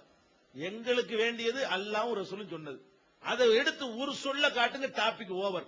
அதை காட்டாம நீங்க விடிய விடிய வருஷ கணக்கில் பேசினாலும் சரி, அது மக்களை குர்ஆன் ஹதீஸை ஏற்றுக்கொண்ட மக்களை கொஞ்சம் கூட அது அசைக்காது. கடுகுல லட்சத்துல ஒரு அளவு கூட மாற்றம் வராது என்பதை நீங்க என்ன செய்யணும், நீங்க வேணா ஒரு கருத்துல இருக்கிறோம் என்பதற்காக அதுல நீங்கள் பிடிவாதமாக இருக்கலாம். குர்ஆன் நம்ம ரசூலுல்லாஹ் சொல்லாத ஒண்ணை ஏன் இவங்க சொல்றாங்க, அப்படி சொல்றது இந்த கருத்து வரமாட்டேங்குதே. அதுல கூட இந்த லைஃப் உழவு லைஃப்னு சொல்றாங்களா, அதுக்கு பதில் வரமாட்டேங்குதே. இதான நம்ம நிலைமை, இதை வச்சு தானே உழவு பண்ணினாங்க, இதை வச்சு தானே முன்னாடி இத ஆய்வு பண்ணிட்டு இருந்தாங்க என்பதுதான் மக்களுக்கு வருமே தவிர நிச்சயமாக வராது. திருப்பியும் சொல்கிறேன், எந்த ஒரு சரத்தும் போடாமல் பொதுவாக ஒரு விஷயம் சொல்லப்படுமையானால் அதனுடைய பொருள் அதுல வேற காரணங்களோ சான்றுகளோ ஆதாரங்களோ சேர்க்கப்படவில்லையானால் அதனுடைய பொருள் ஒரு தடவை என்பதுதான். ஒரு தடவை என்பதற்கு மேல வருஷம் என்றோ மாசம் என்றோ சேர்ப்பதாக இருந்தால் அதுக்கு ஏதாவது ஏற்கத்தக்க நியாயமான புறக்காரணங்கள் இருக்க வேண்டும். புறக்காரணங்களை கொண்டாந்து நிறுவ வேண்டும். அப்படி நிறுவாத வரைக்கும் நீங்க அது வருஷம் நீங்கள் சொன்னீர்களேயானால் அது உங்கள் ஊகமாகத்தான் இருக்கும் என்பதுதான் எங்களுடைய உறுதியான, சந்தேகத்துக்கு இடமில்லாத, பிரதானமான, முதன்மையான, இன்னும் சொல்ல போனால் ஒரே ஆதாரம் அதுதான். ஒரே ஆதாரம் என்ன, உங்கள்கிட்ட ஆதாரம் இல்லை என்பதுதான் எங்களுடைய ஒரே ஆதாரம். ஆதாரம் என்னன்னு கேட்டா, என்ன ஆதாரத்தை வைக்கவில்லை, வைக்க வேண்டியதில்லை. அது ஒரு அடிப்படை நிறைய பேர் நினைச்சிட்டு இருக்காங்க, நீங்க ஆதாரமா வைக்கல, நாங்க ஏன் வைக்கணுங்கிற. குர்ஆன்லயும் ஹதீஸ்ல இல்ல இருக்குன்னு சொல்றவங்க வைங்க, நாங்க தான் இல்லங்கிறோமே, அந்த கருத்துல வராதுங்கிறோமே, அந்த கருத்து தராதுங்கிறோமே. அப்ப புதையலுக்குன்னு சொல்லுங்க கேட்டோமே, புதையலுக்கு 5ல் 1 சொன்னாங்கல்ல, வருஷம் 5ல் 1 சொல்லிவிட்டு சொல்லுங்க. விவசாயத்துக்கு 10ல் 1 20ல் 1 சொன்னாங்கல்ல, அதையும் வருஷம் தான், அதையும் சொல்லிவிட்டு இதையும் சொல்லுங்க. ஏன் அதுக்கே அந்த அர்த்தம் வரல, இதுக்கே அந்த அர்த்தம் வருது? அதுவும் ஜகாத் தானே. வருஷம் 10ல் 1 20 கேட்டமா இல்லையா, ஆரம்பத்தில் அதுக்கு பதில் வந்துச்சா? 10ல் 1 20ல் 1 கேட்டா அதுக்கு பதில் கிடையாது. புதையலை பத்தி கேட்டா பதில் கிடையாது. லா இலாஹ இல்லல்லாஹ் சொல்லுங்கன்னு கேட்டா வாரமா மாசமா அதுக்கு பதில் கிடையாது. அப்ப ஏன் இப்படி, அப்ப என்ன அதுக்கு என்ன விளங்குது, இதான் அதுக்கு அர்த்தம் விளங்குது. ஒரு சில உதாரணம் நான் காட்டாத உதாரணத்தை காட்டியிருப்பேன், அது மேட்ரு கிடையாது. சொத்து வாரிசு முடிஞ்சு சொத்தை பிரிச்சுட்டா எப்படி போய் கேட்பாங்க, கரெக்ட் விட்டுட்டாங்க. சொல்ல வேண்டிய அது முதலாவது அதிகமாக நியாயப்படுத்திட்டு இருந்தோம். சில உதாரணம் காட்டுவதில் வேண்டாம் நாங்கள் தப்பு செஞ்சிருக்கலாமே தவிர ஆர்குமெண்ட்ல வாதத்தில் என்ன செய்யல, தப்பு செய்யல. சில விஷயங்களை எடுத்து சொல்லுங்க, உதாரணம் காட்டுறது நம்ம வேலை, நம்மள அதை காட்டுற அந்த பொருத்தி பார்ப்பது, அதுல 1-2 மிஸ்டேக்குகள் நிகழ்ந்திருக்குமே தவிர பேசிக் நீங்க பார்த்தீர்களே ஆனால் நம்ம சொன்ன எல்லாத்துக்கும் அவங்க கண்டுக்கிறாம தான் போயிருக்காங்க. நிறைய தவறா சொல்லி இருக்காங்க, மாத்தி பேசி இருக்காங்க, ரசூலுல்லாஹ் பேர்ல அது பண்ணிருக்காங்க, தப்பா அர்த்தம் செஞ்சிருக்காங்க, காலபாதுகம்ங்கறத விட்டு இருக்காங்க. இதெல்லாம் வரிசையா சொன்னமே, எல்லாத்தையும் இப்படி கண்டுக்கிறாம இப்படி உட்கார்ந்து இருந்துட்டு இப்ப வந்துட்டு என்ன செய்யறது, இந்த இதுல இருந்து வழங்குகிறது ஆதாரம், அதெல்லாம் நீங்க நாளைக்கு கேட்பாங்க உங்கள்ட்ட. இப்போ ஏன்னா எனக்கு டைம் வந்து இப்ப அதுக்குரிய டைம் இல்ல, அது விளக்குவது ரொம்ப வேணும். குள்ள ஆம்புக்குள்ள இப்ப நான் இறங்கினேன்னு சொன்னா அந்த குள்ள ஆம்புல உள்ள அம்புட்டை அக்கு பேர் நேரம் அலசுறதுக்கு எனக்கு இருக்கிற இந்த ஒரு 10 நிமிஷம் போதுமா? 10 நிமிஷம் கூட இருக்கான்னு நினைக்கிறேன். இருக்கு 10 நிமிஷம் பத்தாது. அதுக்கு இத்தனை சிட்டிங்ல பேசி இருக்கிறோம். 4 பேர் பலவீனங்கிறதுக்கு. அதுக்கு மேல பலவீனத்தை பேச எத்தனை சிட்டிங் வேணும்? அப்படின்னா நீ என்ன பண்ணிருக்கணும்? டக்கு டக்குன்னு போட்டது அதையும் கேப்ப வச்சிருக்கணும். நீங்க சரியா நான் கேட்கிறேன், உங்களிடத்தில் நேர்மையான போக்கு இருந்தால், உண்மையே கண்டறியணும் மக்கள் என்பது இருந்தால் நீங்க என்ன செஞ்சிருக்கணும்? எவ்வளவு டயத்தை நீங்க வேஸ்ட் பண்ணீங்க? எவ்வளவு நேரத்தை வந்து ஒன்னும் உருப்படி இல்லாத விஷயத்துக்கு பயான் பண்ண, அது கூட நீங்க நல்லா பண்ணுவீங்க. அதுக்கு நான் சொன்னேன், அது மாதிரியான விஷயங்களுக்கு நீங்கள் வந்து பயன்படுத்தினீர்களே தவிர, தேவையில்லாத விஷயங்களுக்கு உங்களோட நேரத்தை வேஸ்ட் பண்ணீங்களே தவிர, அந்த நேரங்கள்ல நீங்க எடுத்து வைக்காம முடிய போற நேரத்தில் எடுத்து வச்சதுக்கு என்ன காரணம்? அப்படின்னா என்ன அர்த்தம்? முடிய போகுது, அதோட டைம் இல்லாதனால அவங்க பதில் சொல்ல மாட்டாங்க. அதோட நம்ம பத்தியெல்லாம் 2 வச்சோம் 3 வச்சோம் நிறுவிட்டோம். என்ன நிறுவிட்டீங்க? முதல்ல நிறுவி காட்ட வேண்டியத முதல்ல ஏன் நிறுவல? என்னுடைய கடைசி சீட்டிங் நல்லா கேட்டுதான் சொல்றாரு. நீங்க கேட்டு நான் எவ்வளவு இருக்குன்னு விசாரிச்சுக்கிட்டு கடைசின்னு தெரிஞ்சவன என்ன செய்யறாரு? அந்த குள்ளாம தான் ஒண்ணு இருக்குன்னு, இது என்ன இதான் விவாதம் பண்ற முறையா? இல்ல கேட்டேன், முதல்ல கேட்டேன். நான் பேசிட்டு பேச ஆரம்பிக்கும் கேட்டேன், பேச ஆரம்பிக்கும் கேட்டேன். நாங்க அதில் கேட்டோமா? பேச ஆரம்பிக்கும் போது கேட்டுதான் பேசணும். அப்ப நான் என்ன சொல்றேன், புதிய ஆதாரங்கள் வைப்பது என்பதற்கு இவ்வளவு நேரம் இருந்துச்சு, ஏன் வைக்கல? அப்ப நல்லா விளங்குது. இதே மாதிரி இப்படி வரும், தேவையில்லாம மாட்டிக்கிருவோம். இந்த ஒண்ணுலயே வச்சு ஒரு மாதிரியா நேரத்தை ஓட்டி ஆசிமா என்னமோ ஒரு வெயிட் இருக்க மாதிரி தெரியும். அதுலயே ஓட்டு கேட்டதுக்கு பதில் இல்லைன்னு சொல்லிட்டு இருக்கலாம். அது ஒரு வசமா அந்த ஆசிம்ங்கிற ஒரு பாயிண்ட் மாட்டிக்கிருச்சு. அது சில முரண்பாடா சில பேர் சொல்லுனதுனால இப்னு ஹஜர் வேற தாசுபு இனவெறி எல்லாம் சொல்லிட்டாரா, இதை வச்சுக்கிட்டே ஒரு ரவுண்ட் வரலான்னு நினைச்சீங்களே தவிர, ஹக்கவெளு அவ்வளவு அள்ளி போட்டு. நான் கேட்கிறேன், நம்ம டைம் என்னன்னு உங்களுக்கு தெரியும், எங்களுக்கு தெரியும். திடீர்னு 10 மணிக்கு முடியல. இது இத்தனை மணிக்கு தான் முடிய போகுது என்பது ஏற்கனவே தீர்மானிக்கப்பட்டது, ஏற்கனவே பேசப்பட்டது, அவகாசம் இருந்தது. நம்ம எல்லாத்தையும் அள்ளி போட்டுருணும். சரியான நாங்க ஏன் அள்ளி போடல? நாங்க தான் இதுதானே எங்க கேள்வியே. எங்கள்கிட்ட இருந்து அள்ளி போடுவோம். நாங்க கேட்கிற கேள்வி என்ன? நீங்க கற்பனையா சொல்றீங்க என்பதுதான் நாங்க சொல்ற ஆதாரமே. நீங்க தானே ஆதாரம் வச்சிருக்கீங்க. நீங்க என்ன பண்ணிருக்கணும் உங்க கடமை? நாங்க கேள்விதான் கேட்போம், எங்க இருக்கு காட்டுங்கன்னு தான் கேட்போம். நீங்க என்ன உங்களுடைய கடமை என்ன பண்ணிருக்கணும்?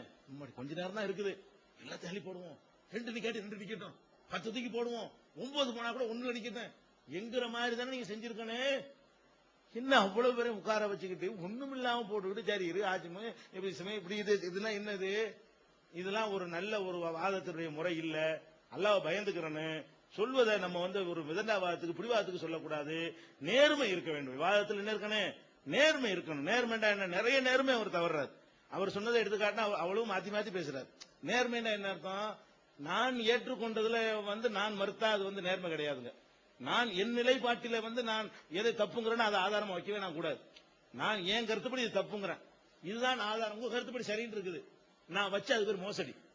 நான் எப்படி நான் தப்புன்னு நினைத்திருக்கிற ஒரு ஹதீஸ் ஆதாரமா வச்சு நான் நிறுவனா நான் மோசடி பண்றேன்னு அர்த்தமா? அப்ப என் நிலையை நான் மாத்தணும். அப்ப அந்த மாதிரியான நிலையெல்லாம் எங்கள்கிட்ட இருந்துச்சா ஏதாவது? அப்பளும் அங்க இருக்கு. பாத்தீங்கன்னா அவங்க தப்புங்கிறது அவங்களே எடுத்து வைக்கிறாங்க, அவங்க முரண்பட்டு இருக்கிறாங்க, அவங்க எதை அளவுகளா வச்சாங்களோ, அவங்க எதை பலவீனம்னு சொன்னாங்களோ, அது நல்லா தெரியும். இந்த ஏகத்துவத்தெல்லாம் எடுத்து காட்டணுமே, அதெல்லாம் நல்லா தெரியுது. அவர் வந்து இந்த ஹவுல் இருக்கு பாருங்க, இந்த மேட்ரு வந்து பலவீனம் என்பது அவருடைய நிலையாவே இருந்துச்சு. அப்படி இல்லாம இருந்த அந்த பதில் அதை சொல்லாம இருந்திருப்பாரா? நான் கேட்கிறேன். எங்களை விமர்சிப்பதற்கு அவ்வளவு வெயிட்டான ஒரு ஹதீஸை வச்சிருந்தாருன்னா அதை விமர்சிக்கிறதுக்கு மீண்டும் குழப்பம்ங்கிறதுல எதை எடுத்து போட்டுப்பாரு? இந்த ஹதீஸுக்கு மேல ஒரு ஹதீஸா வேண்டும், எங்க இதையா பலவீனமாக்குறீங்க அப்படின்னு கேட்டுப்பாரா இல்லையா? அப்ப அதை கேட்காம அது நிறுவுற ஒரு விஷயம், அவங்களுடைய அதாவது மறுப்பு சொல்ற விஷயம் இல்ல, அவங்களுக்கு முதன்மையான பிரதானமான முதல் ஆதாரமாக அதுதான் இருந்தது. அதை சொல்லாம விட்டுட்டாங்கன்னா என்ன அர்த்தம்? அப்ப நல்லா தெரியுது, ஏகத்துவத்துக்கு மறுப்பு எழுதுற நேரத்தில் அவங்க இதை பலவீனம் என்றுதான் அவங்க மனசாட்சி சொன்னது, ஏற்றுக்கொண்டார்கள்.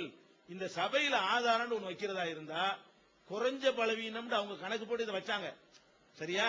மற்ற இதோட கொடுத்தா இருக்கு, அதுக்குத்தான் அவர்கள் வச்சார்களே தவிர, ஆனா அதோட குறைஞ்செல்லாம் இருக்குது. அவங்க கணக்கு என்ன போட்டாங்கன்னு கேட்டா இது ரொம்ப கம்மின்னு நினைச்சு போட்டாங்க, 4 ஆகி போச்சு.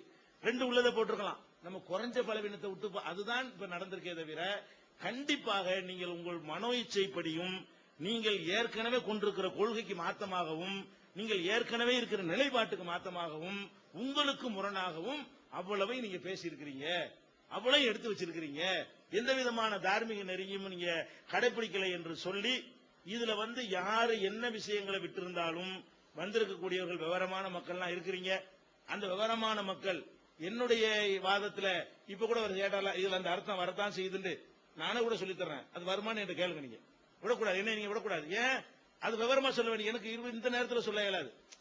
தொழுகைக்கு நின்றால் ஒழு செய்யுங்கள் நானே உங்களுக்கு கேள்வி எடுத்துறேன். என்னென்ன கேள்விகள் அவர் சொன்னதுல இருந்து வருதுன்னு நீங்க நினைக்கிறீங்களோ அதையெல்லாம் ரெண்டு சாராருமே நீங்க கேளுங்க. என்னென்ன கேள்வி அவர் சொன்னதுல இருந்து வரும் நினைக்கிறீங்களோ அதையெல்லாம் கேளுங்க. இன்ஷா அல்லாஹ் நீங்கள் மக்கள் கேட்பதன் மூலமாக இன்னும் இந்த விஷயம் பிரைட்டாக தெளிவாக அமையும் என்று கூறி என்னுடைய முடிஞ்சது. வேற என்ன புதுசா சொல்ற டைம் பார்த்தாதுல நம்ம என்ன வாதமா சொல்ல போறோம். எங்களை பொறுத்த வரைக்கும் கொடுத்த பொருளுக்கு திரும்ப திரும்ப ஜக்காத்து கொடுப்பது கடமை இல்லை என்பதை சந்தேகத்திற்கு இடம் இல்லாமல், எள் முனை அளவுக்கு சந்தேகம் இல்லாமல், எள்ளுடைய லட்சத்தில் ஒரு முனை அளவுக்கு சந்தேகம் இல்லாமல் அழுத்தம் திருத்தமாக மறுகேள்வி வராத அளவுக்கு நாங்கள் நிரூபித்து விட்டோம். அவர்கள் சொன்ன அந்த அர்த்தம் இருக்குன்னு வைத்துக் கொண்டால் கூட அவர்களே இந்த பலவீனம் என்பதற்கு அவங்களால் என்ன செய்ய முடியல, மறுப்பு சொல்ல இயலல. சஹீஹான ஒரு ஆதாரமும் அவங்கள்ட்ட இல்லை என்பதும் இதுல நிரூபணமாகிவிட்டது. எனவே ஜக்காத்து கொடுக்கப்பட்ட பொருளுக்கு வார வாரமோ மாசா மாசமோ வருஷா வருஷமோ கொடுக்க வேண்டிய தேவையில்லை.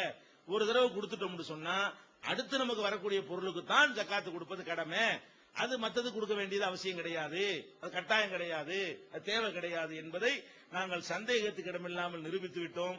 அல்லாஹ் ரப்புல் ஆலமீன் உண்மையை உண்மையாக விளங்கி நடக்கக்கூடிய நன்மக்களாகவும், தவறு சுட்டிக்காட்டப்படும் பொழுது அதை வெட்கமில்லாமல் ஒப்புக்கொள்ளக்கூடிய நன்மக்களாகவும் உங்களையும் எங்களையும் அல்ல ஆக்கி அருள் புரிவானாக. வாஹிரு தாவானா அனில் அல்ஹம்துலில்லாஹி ரப்பில் ஆலமீன். அஸ்ஸலாமு அலைக்கும். பிஸ்மில்லாஹிர் ரஹ்மானிர் ரஹீம். மரியாதைக்குரிய சகோதரர்களே, இன்றைய விவாதத்தின் இறுதி கட்டத்துக்கு வந்துவிட்டோம். இறுதி கட்டத்துக்கு வந்ததற்கு பிறகு இவர்கள் எடுத்து வைத்த சில செய்திகளை நாம் பதில் கூறவில்லை என்று சொன்னார்கள். புதையல் பற்றிய செய்தி, போற போக்கில் புதையல் பற்றிய செய்தி, அதே போன்று இந்த கனிமத்து பொருள் கிடைப்பது பற்றிய செய்தி, இதையெல்லாம் சொன்னாங்க. நாம ஏற்கனவே சொல்லிட்டோம். கனிமத்து பொருளும் ஜக்காத்தும் ஒன்னா. கனிமத்து பொருள் கிடைத்தால் அதுக்கு இவ்வளவு கொடுக்கணும். புதையல் கிடைத்தால் அந்த புதையல இவ்வளவு கொடுக்கணும். புதையல் கிடைத்தா அந்த புதையலை பற்றி சொல்லுகின்ற பொழுது வருஷ வருஷம் கொடுக்க வரல. அதனால நம்ம அதை பற்றி சொல்லலையே தவிர, ஜக்காத்தை பற்றி கூறுகின்ற பொழுது வருடா வருடம் கொடுக்க வேண்டும் என்ற கருத்து வருகிறது என்ற ஆதாரமான ஹதீசுகளை உங்களுக்கு முன்னால் நாம் எடுத்து வைத்தோம். இதை மனம் முரண்டாக ஆதாரமற்றது என்று சொல்கிறார்கள். இன்னொரு செய்தியை சொன்னாங்க, கடைசி கட்டத்தில் நான் வைக்கிறேன். கடைசி கட்டமெல்லாம் இல்ல, விவாத அமர்வுதான் கடைசி கட்டமே தவிர நாளைக்கு என்ன செய்ய முடியும், இந்த செய்தியை பற்றி விவாதிக்க முடியும். நீங்கள் எங்களிடத்தில் விவாதத்தை நடத்தலாம், கேட்கலாம், கேள்வி கேட்கலாம். இதோடு முடிந்து விடுவதில்லை. இது ஒரு வித்தியாசமாக இருக்க வேண்டும். ஏனென்றால் பல்வேறு விவாத அரங்குகளில் கடைசியாக நாம் இதை கேட்டோம் பதில் சொல்லல, அதை கேட்டோம் பதில் சொல்லல, இதை ஒத்துக்கொண்டார்கள் அதை ஒத்துக்கொண்டார்கள் என்று இப்படித்தான் சொல்லிக் கொண்டு போகிறார்களே தவிர, ஒவ்வொரு பிரிவினரும் தாங்கள் கொண்ட கருத்துதான் சரி என்று கலைந்து செல்கிறார்களே தவிர ஒரு இறுதி முடிவு வருவதில்லை. மக்களிடத்தில் நாம் இதை வைத்து விடுவோம்.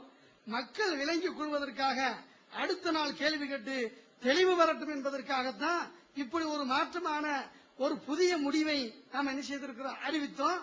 அதனால இன்றோடு முடிந்து விட்டது, கடைசி கட்டத்தில் வைத்திருக்கிறார்கள், இதை பற்றி எனக்கு சொல்ல முடியல என்றெல்லாம் இல்ல. நாளைக்கு இன்ஷா அல்லாஹ் இதை பற்றிய விரிவாக அவர்கள் சொல்ல முடிந்தா சொல்லட்டும். அதற்கு நாம யாராவது அது சம்பந்தமா கேட்டா பதில் சொல்வதற்கு நாம தயாராக இருக்கிறோம். அடுத்து அன்புக்குரியவர்களே, இன்னொரு இந்த இறுதி கட்டத்தில் இன்னொரு ஆதாரத்தையும் நாம் என்ன செய்யறோம், இன்ஷா அல்லாஹ் எடுத்து வைக்கிறோம். இன்னொரு ஆதாரத்தையும் எடுத்து வைக்கிறோம். இதை எடுத்து வைப்பதற்கு முன்பு அன்புக்குரியவர்களே, நீங்க தெரியும், எதை எடுத்து சொன்னாலும் அதற்கு ஏதாவது ஒரு காரணத்தை சொல்லி பலவீனப்படுத்துவதற்கு முயற்சிக்கிறார்களே தவிர அதனுடைய உண்மை நிலை என்ன இது அவர்கள் புரிய மறுக்கின்றார்கள். அதன் காரணத்தினால ஒரு நேரத்திற்கு ஒரு மாதிரியாக பேசுவதை எல்லாம் உங்களுக்கு நான் சுட்டிக்காட்ட கடமைப்பட்டு இருக்கிறேன். அதாவது ஆசிமை பற்றி கேள்வி கேட்ட நேரத்தில் அறிவிப்பாளர் பற்றி எல்லாம் நீங்க தொடாதீங்க. இப்னு ஹஜர் என்பவர் மௌகூப் என்று இந்த ஹதீஸை பற்றி சொல்லி இருக்கிறாரு. நாம ஒன்று முடிவு செய்வதாக இருந்தால் ஹதீஸை வச்சு தான் முடிவு செய்யணும். மௌகூப் என்று அவர்கள் சொல்லி இருப்பதனால இன்னும் பல அறிஞர்களும் சொல்லி இருப்பதனால இதை ஏற்றுக்கொண்டுதான் ஆகணும் என்று ஒரு புதிய நிலைப்பாட்டை அவர்கள் சொல்லி இருக்கிறார்கள். அதாவது அறிவிப்பாளர் பற்றி நம்ம அதை கண்டுக்கிற வேண்டாம். இதை நம்ம ஏற்கனவே சுட்டியும் காட்டினோம். சரியா? இப்னு ஹஜர் மௌகூப்னு சொல்லி இருக்கிறாரு. அவர் அந்த ஹதீஸுக்கு தீர்ப்பு கொடுத்து விட்ட காரணத்தினால அதை நாம எடுத்துக்கொள்ளணும் என்று சொன்ன பொழுது நாம கேட்டோம். அப்படின்னு சொன்னா இப்னு ஹஜர் அறிவிப்பாளர் பற்றி ஆய்வு செய்யாம ஏதாவது ஒரு கருத்துக்களை ஒரு ஹதீஸுக்கு முடிவு என்று சொன்ன அறிவித்துக் கொள்ளலாம் என்ற இதே ஹதீஸுக்கு அவர் ஒரு முடிவை சொல்கிறார். மௌகூப் என்று வைத்துக் கொண்டாலும் ஆதார்கள் இதை வலிமைப்படுத்துகிறது. ஆதாரம்டா யாரு? நீங்கள் நாங்கள் செய்தல்ல. நபிகள் நாயகம் ஸல்லல்லாஹு அலைஹி வஸல்லம் அவர்கள் வார்த்தெடுத்த சமுதாய சஹாபா பெருமக்கள் இவர்கள் 1-2 பேர் தவறு செய்து இருக்கிறார்கள் என்ற காரணத்தை காட்டி ஒட்டுமொத்த சஹாபாக்களையும் புறக்கணிக்க முயற்சி செய்கிறார்கள் என்பதை நீங்க அறிந்த விஷயம். ஒட்டுமொத்த சஹாபாக்களும் செய்திருக்கிறார்கள் என்பதை இந்த இப்னு ஹஜர் அவர்கள் இதை தெரியப்படுத்துகிறார்கள். இப்னு ஹஜர் அவர்கள் தெரியப்படுத்துவது அவர்கள் கற்பனை அடிப்படையில் அல்ல. எல்லா இப்னு உமர் அவர்கள் பற்றிய செய்தி ஒரு செய்தி வருகிறது. இது ஆதாரபூர்வமான அறிவிப்பாளர் தொடரை கொண்டிருக்கிறது. மாலிக் அவர்கள் அறிவிக்கிறார்கள். யாரிடத்துல? நாஃபி இடத்துல கேட்டு அறிவிக்கிறார்கள். நாஃபி என்பவர் இப்னு உமர் இடத்துல கேட்டு அறிவிக்கிறார்கள். அவர்கள் என்ன சொல்கிறார்கள் அப்படின்னு சொன்னா அசர் அலி அவர்கள் சொல்லக்கூடிய இந்த செய்தி, இப்னு உமர் அவர்கள் சொல்லக்கூடிய செய்தி, இப்னு உமர் வருடம் நிறைவடையாமல் ஜக்காத்து கொடுப்பது இல்லை என்று சொல்கிறார்கள். இப்னு உமர் யாரு? அவரை பற்றி இவர்களே விளக்கம் தருகின்ற பொழுது இப்னு உமர் யார் என்று சொன்னால், அதாவது மற்ற சஹாபாக்களை விட இவர் ஒரு வித்தியாசமான ஒரு நபித்தோழர், சிறந்த நபித்தோழர். அதாவது நபிகள் நாயகம் ஸல்லல்லாஹு அலைஹி வஸல்லம் அவர்கள் மார்க்கம் ஷரியத் என்ற அடிப்படையில் எதை ஒன்றை செய்கிறார்களோ அதையும் செய்வார்கள். எதை மார்க்கம் அல்லாத இயற்கை என்ற அடிப்படையில் எதை செய்கின்றார்களோ அதையும் அவர்கள் செயல்படுத்துவார்கள் என்று ஒரு செய்தியை சொல்லிவிட்டு ஒரு மரத்தில் அமர்ந்தார்கள் என்று சொன்னா அது அந்த இடத்தில் சென்று அமர்வது கடமை இல்லை என்றிருந்தாலும் இப்னு உமர் அவர்கள் அந்த இடத்தில் போய் சென்று என்ன செய்வாங்க? அமர்வார்கள். அதாவது நபிகள் நாயகம் ஸல்லல்லாஹு அலைஹி வஸல்லம் அவர்கள் சொல்லாத, கூறாத, செய்யாத எந்த ஒரு செயலையும் இப்னு உமர் அவர்கள் சுயமாக சொல்ல மாட்டார்கள் என்ற செய்தியை சொல்கின்றார்கள். இந்த இவர்கள் ஏற்றுக்கொண்டிருக்கக்கூடிய இந்த ஆதாரத்தின் அடிப்படையில இப்னு உமர் அவர்கள் சொல்லி இருக்கக்கூடிய நம்பகமான அறிவிப்பாளர் தொடரை கொண்ட செய்தியை தான் நம்ம சொல்றோம். அந்த செய்தியில என்ன வருகிறது? ஜக்காத் வருடம் நிறைவடையாமல் ஜக்காத் இல்லை என்று இப்னு உமர் அவர்களும் சொல்கிறார்கள். அலி அவர்களும் சொல்கிறார்கள். இன்னும் பல நபி தோழர்களும் சொல்கிறார்கள். இப்னு ஷிஹாப் ஸுஹரி நபிகள் நாயகம் ஸல்லல்லாஹு அலைஹி வஸல்லம் அவர்கள் சொன்னதாக அறிவிக்கவில்லை செய்தி. அதாவது நபிகள் நாயகம் ஸல்லல்லாஹு அலைஹி வஸல்லம் சொன்னார்கள் என்று அறிவிக்கல. அப்படி அறிவித்திருந்தால் அந்த செய்தியை நாம பரிசீலிக்கணும். ஏன்னா இவர் அவர் சந்திக்கவில்லையே, அவர் சந்திக்காத இறை தூதர் சொன்னதாக சொல்கிறாரே, அப்படி சொல்லல.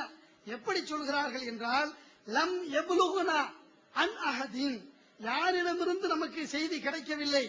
அதாவது நபிகள் நாயகம் ஸல்லல்லாஹு அலைஹி வஸல்லம் அவர்கள் வாழ்ந்த காலத்தில் இருந்த நபி தோழர்களும் சரி, அபூபக்கர் அவர்கள் காலத்திலும் சரி, உமர் இப்னு கத்தாப் அவர்களுடைய காலத்திலும் சரி, உஸ்மான் ரலியல்லாஹு அன்ஹு காலத்திலும் சரி, இவர்கள் எவருடைய காலத்திலும் அதாவது எந்த ஒரு செய்தியும் நாம சொல்ல போகக்கூடிய செய்திக்கு மாற்றமாக அறிவில்லை. என்ன சொல்றாங்க? வருடா வருடம் தான் ஜக்காத்தை அவர்கள் எடுத்து வந்தார்கள். இந்த செய்திக்கு மாற்றமாக யாரும் ஒரு செய்தியை அறிவிக்கவில்லை என்று சொல்கிறார். இது வரலாற்று சம்பந்தமான ஒரு செய்தி. இதை நாம எப்படி எடுத்துக்கொள்ள வேண்டும் என்று சொன்னால், அதாவது இப்னு ஷிஹாப் அவர்கள் ஹிஜ்ரி 50 அல்லது 51 பிறக்கின்றார்கள். இப்படி பிறக்கின்ற பொழுது நபிகளார் வார்த்தெடுத்த நபி தோழர்கள் வாழ்ந்த காலகட்டத்திலே இவர்கள் வாழ்கிறார்கள். அனஸ் அவர்களை சந்தித்திருக்கிறார்கள். அவரிடத்தில் ஹதீசுகளை கேட்டிருக்கிறார்கள். மிஸ்வர் இப்னு மக்ரமா போன்று இருக்கக்கூடிய சஹாபிகளை சந்தித்திருக்கிறார்கள். இவர்கள் மூலமாக ஒரு செய்தியை அறிகிறார்கள். என்ன செய்தி? அபூபக்கருடைய காலத்திலும் சரி, உமருடைய காலத்திலும் சரி, அதே போன்று உஸ்மான் அவருடைய காலத்திலும் சரி, வருடா வருடம் தான் ஜக்காத்தை எடுத்து வந்தார்கள். இதற்கு மாற்றமாக எந்த ஒரு மாற்று கருத்தும் இல்லை என்ற செய்தியை சொல்கிறார்கள். இப்ப நாம ஒரு விஷயத்தை விளங்கணும். ஜக்காத்தை எடுப்பது கொடுப்பதல்ல, ஜக்காத்து என்பது எடுப்பதுதான். அரசாங்கம், அதாவது ஆமிலின்களை அல்லாஹ்வும் குர்ஆன்ல சொல்லி காட்டுகிறான். ஜக்காத்தை வசூல் செய்வதற்காக அரசு சிலரை நியமனம் செய்து வசூலிப்பதற்காக என்ன செய்வாங்க, அனுப்பி வைப்பார்கள். அவர்கள் சென்று அதை இந்த ஜக்காத்தை திரட்டி வருவார்கள். இதுதான் நடைமுறை என்பதை அல்லாஹ் குர்ஆனை சொல்லி காட்டுகிறான். நபிகள் நாயகம் ஸல்லல்லாஹு அலைஹி வஸல்லம் அவர்களும் இவ்வாறுதான் அனுப்பி வந்திருக்கிறார்கள். ஆனால் அனுப்பிய செய்தி உமர் இப்னு கத்தாப் அவர்கள் எல்லாம் ஜக்காத் வசூலிப்பதற்கு அனுப்பி வைத்திருக்கிறார்கள். இந்த அனுப்பி இருக்கக்கூடிய செய்தி எப்படி நடந்தது என்று சொன்னால், வருடா வருடம் அனுப்பப்பட்டிருக்கிறது என்ற செய்தியை இப்னு ஷிஹாப் அவர்கள் வரலாற்று செய்தி. இப்னு ஷிஹாப் என்பவர் பொய் சொல்லக்கூடியவர் அல்ல. வரலாற்று செய்தியை நாம நம்புவதாக இருந்தால் என்ன செய்யணும், இதை ஏற்றுக்கொண்டுதான் ஆக வேண்டும். பொய் சொல்லுகிறார் என்று நாம சொல்லி இந்த செய்தியை புறக்கணிக்க முடியாது.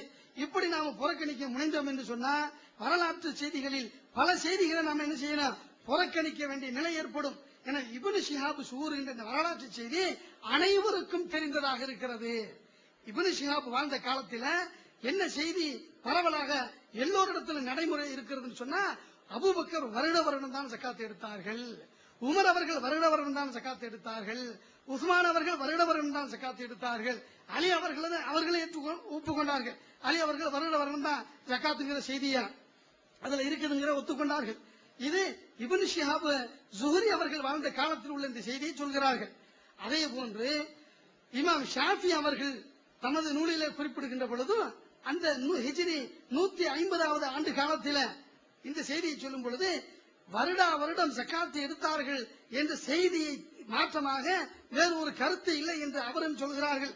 அதே போன்று குர்ஆனும் நபிமொழியும் உள்ளதை உள்ளபடியே பின்பற்றக்கூடியவர்கள் என்று இவர்களால் சான்றளிக்கப்பட்ட இப்னு ஹஸ்ம் அவர்களும் தனது நூலிலே ஹிஜ்ரி 4வது